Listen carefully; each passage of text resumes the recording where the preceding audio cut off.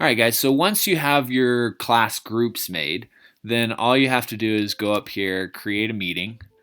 Okay, so you go up to My Day. It gives you your calendar. Down at the bottom, you're going to choose a new event right there.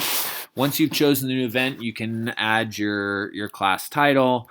So class for physics. Okay, and then right here where it says invite required attendees, you can invite however many groups you want. Okay, so I can add my mathematics applications class. I can add the people that I didn't want to meet in the dark alley, which I just made. I can add my IB physics students. And then you put on your time. I'm going to go ahead and leave it from 2 a.m. to 3 a.m.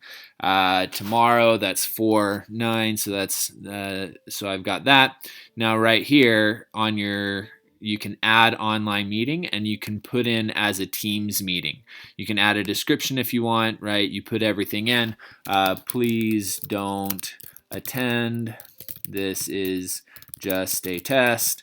All right, and so here I'm not actually going to click send, but if you click send, then what it does is it sends an email out to everybody on any of these groups so that everybody's invited.